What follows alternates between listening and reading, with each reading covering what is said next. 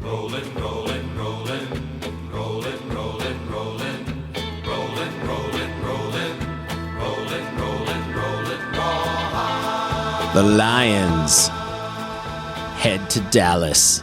The little D takes on the big D. Let's talk Lions football.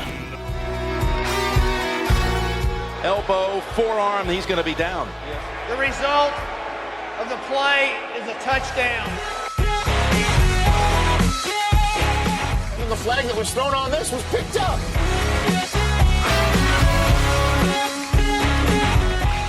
I don't know, did it get the face mask? Only do that if you're telling the official you're reporting. The Lions hangover. Hey everybody, how's it going? This is Brad, and you're listening to another episode of the Lions Hangover podcast. Did you enjoy your week off? I did not. Man, it sucks without Lions football, doesn't it? Bye weeks so early in the season are just the worst. However, that is good news for the Lions. We'll talk about their injury status coming up. Like I said, if not, I think I said, yeah, my name is Brad. Don't forget to find me on all social medias, Instagram, X, Facebook. Let's see, what else am I supposed to say? Oh, please subscribe. Thanks for listening, everybody. Please subscribe. Be sure to tell your friends about me. That helps. 5-star ratings helps. Yeah, I really appreciate everybody, helping out in that matter. Okay, so let's get down to it. Lions take on Dallas Cowgirls. Yeah, I said it. This Sunday at 4:25 p.m. Eastern Standard Time. As if you guys don't know what time that is, As if you guys listening don't know what time the Lions are playing, right? The Cowboys are 3-2. Are we worried about the Cowboys? First off, I am going to say this is game number 2 in the guaranteed victory schedule. Of course, last week was the Seattle Seahawks, or week 4 was the Seattle Seahawks, and now I'm claiming that the Lions will beat Dallas. This is a revenge game from what happened last season with the whole Taylor Decker and Dan Skipper reporting mix-up thing where the refs totally blew it for us. Lions did a good job. Refs suck. We all know we got cheated, so hopefully the guys will stay motivated and remember that hatred that we have for Dallas. But Dallas is 3-2. Let's go over this. Okay, they beat Cleveland week 1 steadily. Okay, 33-17, not a problem. Then they get destroyed by the Saints, 44-19. Then they lose to Baltimore. I don't want to say they got their ass kicked, but they did lose 28-25. This is where you start to get you figure out who Dallas is this season because they play the Giants. They barely won 20-15. They barely beat Dallas. God, I want to say Dallas and Giants. Dallas barely beat the Giants 20-15. Okay. And then last week, week 5 at Pittsburgh, they barely won 20-17. All right. And I feel like Pittsburgh's having a decent season, aren't they? Yeah, they're 3-2. They're first in the AFC North. Pittsburgh is, but they're not a dominant team. I don't know how they're 3-2. I think AFC North is kind of falling apart right now. I think they're tied for first with Buffalo, aren't they? Anyway, that says a lot to me. Okay, they're not matching up well against these weaker teams, Pittsburgh and the Giants and Cleveland. Well, they did okay against Cleveland, but they got destroyed by New Orleans. I just feel like this is not a Dallas Cowboy team that we need to fear. Like, we know who we are, and I feel like Dallas knows who we are, and we're coming, and I think they know we've got a score to settle. Now it kind of helps that they've won 2 in a row, Dallas. That is because they might not be as motivated as we are. Okay, not that they're going to take us lightly or anything like that, but they're, we're coming off of a bye week. We're going to be refreshed. I think our offense is going to hit it in high gear. We're going to hit the ground running. We're not going to have to shake off any rust. I think we're going to go on a little bit of a run here, I think, and we got some tough teams coming up, a 5-0 Minnesota next week, I think, isn't it? Yeah. On the road in Minnesota. I don't know, man. I think things are looking good for us. I think we're going to be okay. Dak Prescott, though, he's 125 of 191 on the season. He's thrown for 1,400 yards. 65% of his passes have been completed. He's averaging 284 yards a game. His longest is 65 yards. He's thrown 8 touchdowns and 4 interceptions. He's been sacked 12 times. Okay, they've played 5 games.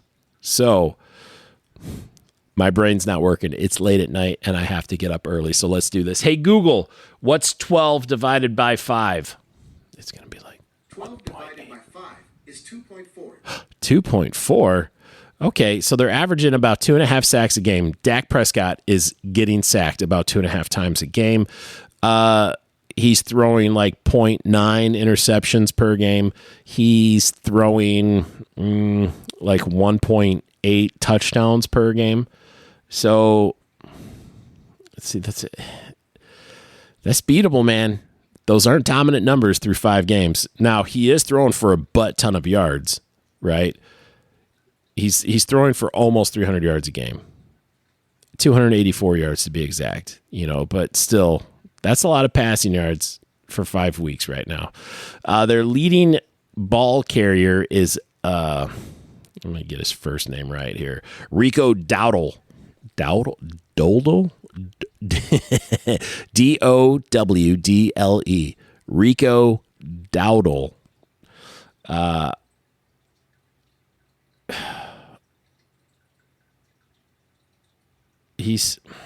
Sorry, I didn't mean to snooze off there. He's played in all 5 games. He's got 221 yards. So he's averaging 44 yards a game. Okay. He's fumbled 1 time. His longest is 13 yards. He has no touchdowns. Ezekiel Elliott, he's played in all 5 games. He's got 30 carries, 98 yards. He has 1 touchdown. Okay.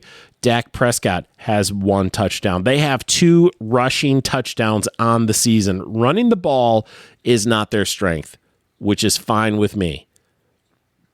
So that's probably why they have so many passing yards. They suck at running the ball. They have no running game. This is really pathetic. So let's see. They average 82 yards rushing a game. So I'm trying to do this math here. So 82 yards rushing to 86 passing. This is what it is for the team for the season. So that's 378. They average 378 yards of offense a game. That's pretty modest, but, it's heavily inflated because of those passing yards, The leading receiver is CeeDee Lamb. He's got 25 receptions, so he's getting 5 catches a game. He's got 2 touchdowns on the year. Jalen Tolbert is second on the team with 20 receptions. Well, they're going by yards. He's third on the team with receptions with 20. He also has 2 touchdowns. And then Mr. Ferguson, their tight end, has 22 receptions, 0 touchdowns. They have, those 8 touchdowns on the season. Passing, so what is it? Yeah. They're scoring.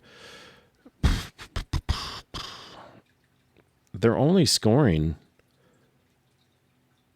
Oh my God.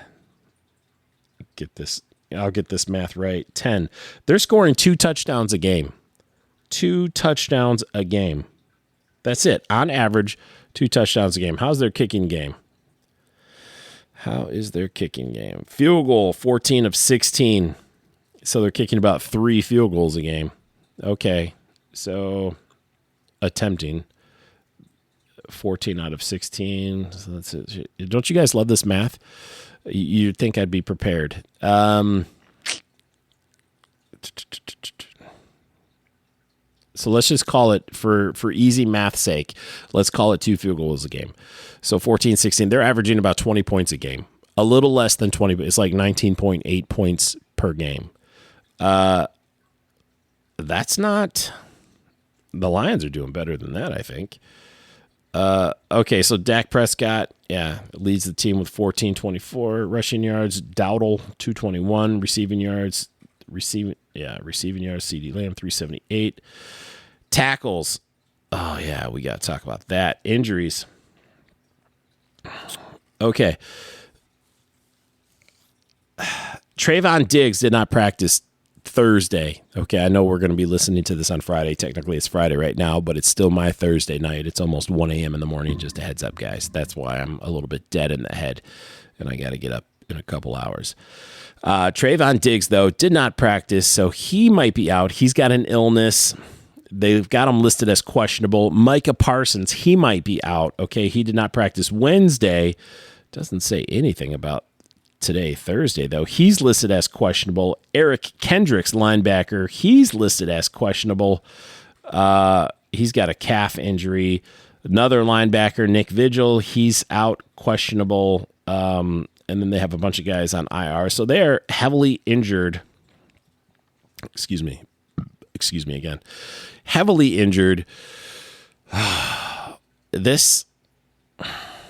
I don't know, man. Signs point to Lions doing good. I do not want to take them too easily, you know.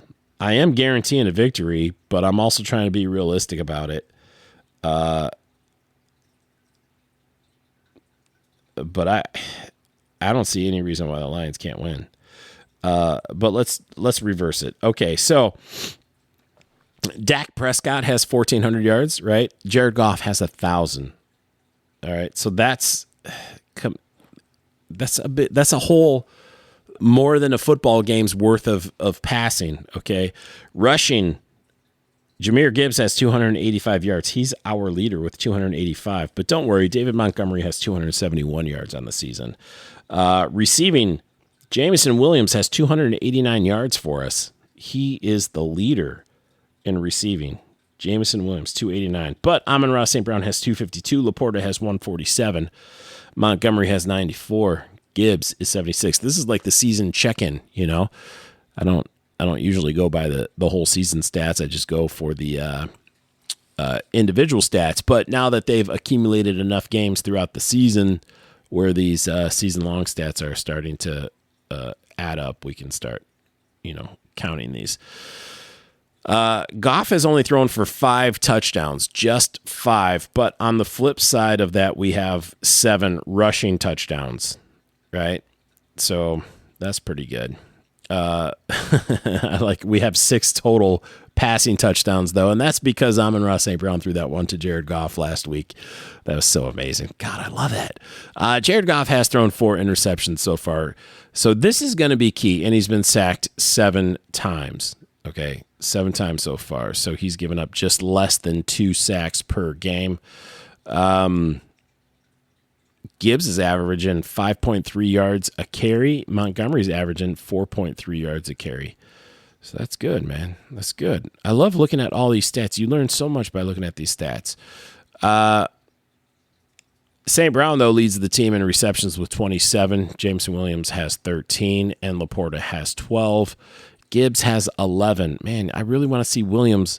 I hope Williams lights it up, right? I hope Williams lights it up. I want him to have 5 to 6 catches a game. I want St. Brown to have like 8 or 9 catches. I want Laporta to have 4 to 6 catches. So we're going to look at the injuries here.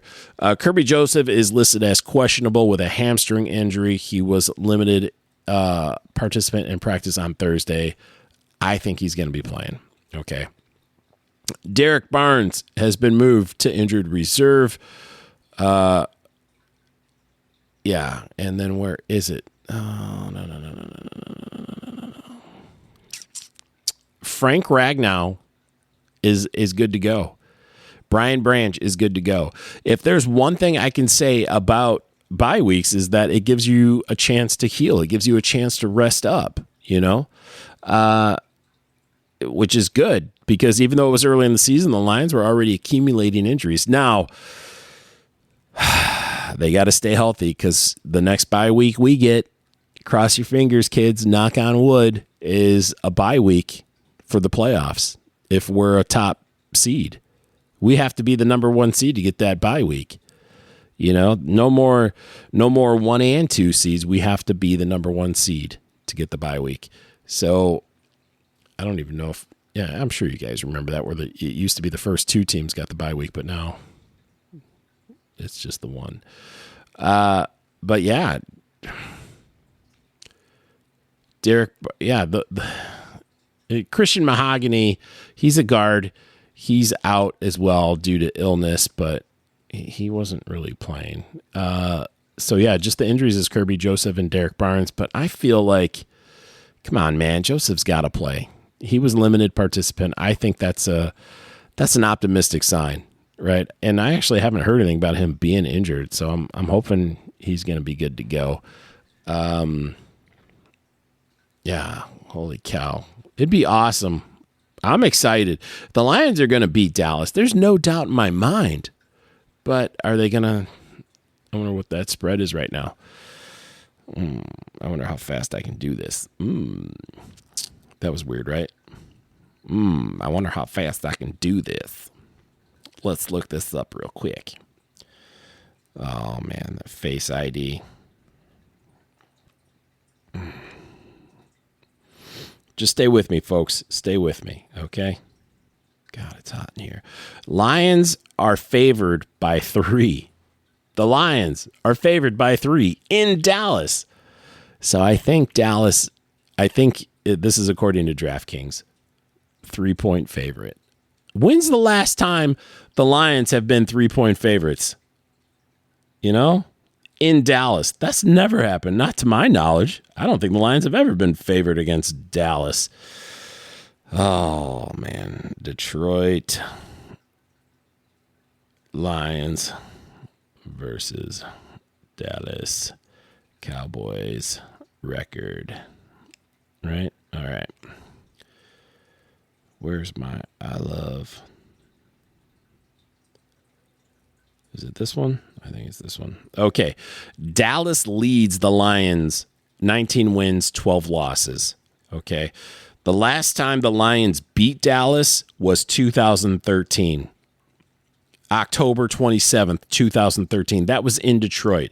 But they did have back-to-back victories because October 2nd, 2011, the Lions beat Dallas in Dallas. So that was back-to-back victories as far as like when we played them. Now, of course, we lost last year 20-19 to that Taylor Decker not reporting bull crap. We lost in October 23rd, 2022. Man, they kicked our butts then. 24-6. 2019, they beat us 35-27. 2018, they beat us 26-24. Most of these are close, though. Oh, wait. Yeah, as I say that, I look at the 2016 where we lost 42-21. And that was... Yeah, and then we have the wild card game, 24-20, October or January 4th, 2015. Man, I hate looking at these. But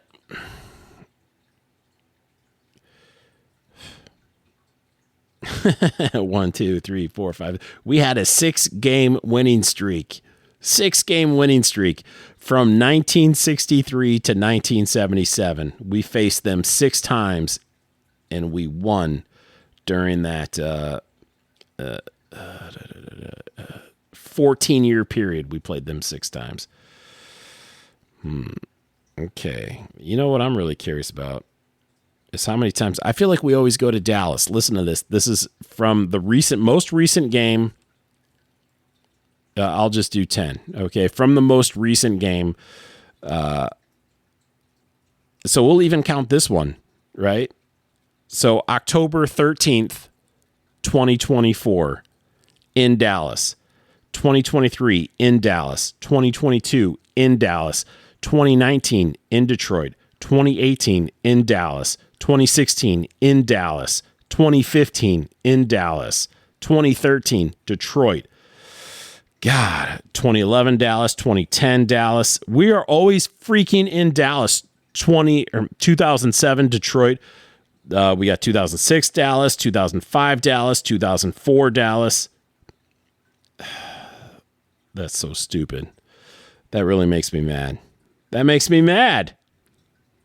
We are always in Dallas. It's like, all right, but in the 90s, they came here a lot.